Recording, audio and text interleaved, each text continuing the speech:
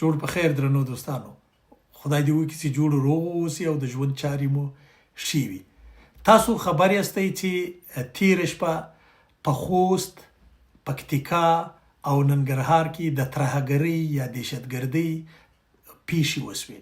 په دې پیښو کې زموږ ولسي وګړي شهیدان شول، زموږ ولسي وګړو ته تلفات واوښتل، زموږ ولسي وګړي د غم پر ټغر کښېنول شول. په داسې حال کې چې فرض روژه روانه ده، ښځې، ماشومان، سپین ږیري دا په وینو ولړل شول. دا کار د پاکستان ترهګر پوځ وکړ، دا کار د پاکستان ترهګرو ادارو وکړ.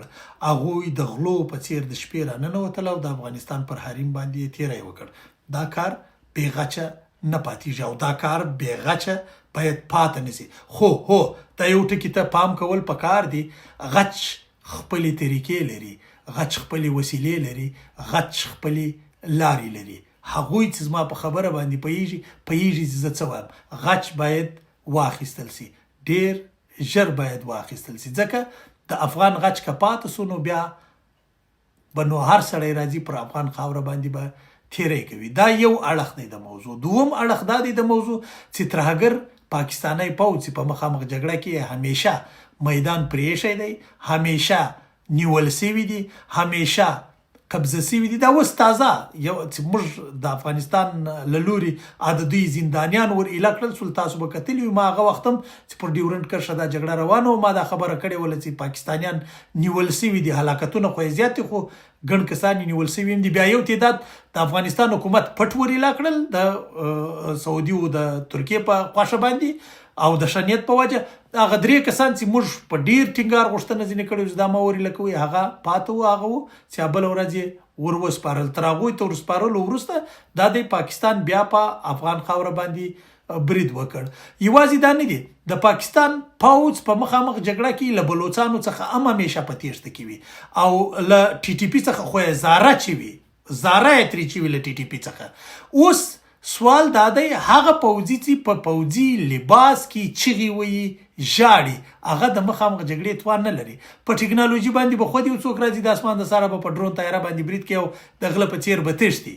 دا بل باس دی. اما تر کومه حده پورې چې خبره د مخامخ جګړې ده، بله ورځ موږ په بلوچستان کې غیرت ولیدی چې پوځیانو یې لباس په تن چغې وهلې. دا ډېره د شرم خبره ده، دا ډېره د پزې د پرې کېدو خبره ده او دا بیا تر هغه لا د پزې د پرې کېدو خبره ده چې د پوځ اداره پر خپلو پوځیانو باندې پښیمانه شي چې وایي دا زموږ پوځیان نه دي او ویډیوګانې موجودې دي.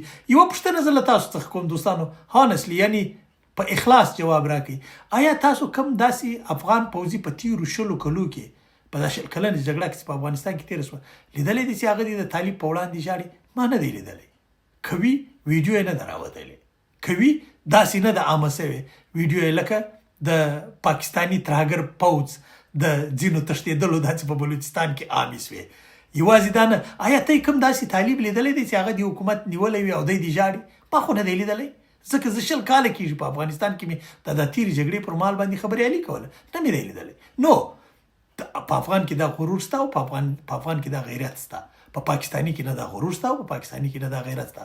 پاکستاني یو ترهګر پوځ دی، پخوا په وزیرستان کې ترهګري کوله، په بلوچستان کې ترهګري کوله، اوس یې پښه د افغانستان خواته راغځولې ده. دا پښه باید ورلنډه کړل سي، غچ باید واخیستل سي، غچ باید واخیستل سي.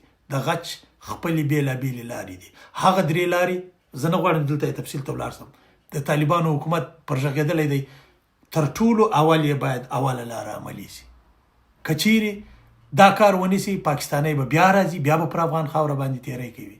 او پاکستانی څه کوي؟ پاکستانی د 15,000 ټي ټي پي زور نه لري، د 15 لکه طالب زور قطعا نه لري.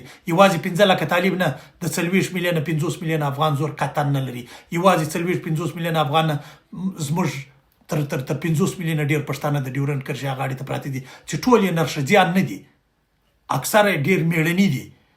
هغوی هم هلته ورته شته، د بلوڅ هم ورته شته. همدغه یې ښه وخت دی. ولې په دې شکل باندې که چېرته ټیټه غاړه یوړل شوه نو دا ورځ در سره نوټ کوي، نن دا نننۍ ورځ، دا نننۍ تاریخ در سره وساتئ.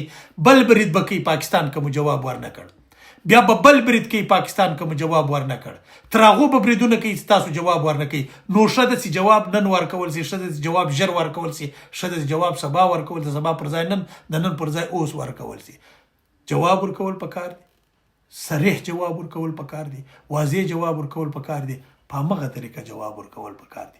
ژوند خدای مو شاد آباد او بریالي لره. دا ویډیو پر مخ شریکه کړئ چې دا چارواکي هم خبر سي او پاکستانیان هم خبر سي. یوه خبره یاد ساتئ، دا پاکستانیان باید په دې باندې پوه سي، افغان کله هم غچ نه پرېږدي. او تاسو یې په دې باندې پوهئ که خبره دې سټیج ته رسېدله، بیا هر افغان طالب او هر طالب افغان دی.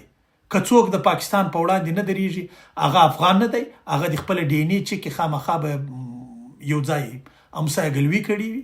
د پاکستان په وړاندې هر افغان ولاړ دی، هر افغان باید ودرېږي. که نه درېدی، لا اوس هم له مصلحته څخه کار اخیستی، نو هغوی ته موږ د افغان په سترګه نه ګورو، هغه به داسې یو څوک وي لکه څه چې موجود. ژوند خدای مو شاد آباد او بریالي لره. ډېره اندېښنه نه ده پکار، ګورو به چې څه پېښېږي.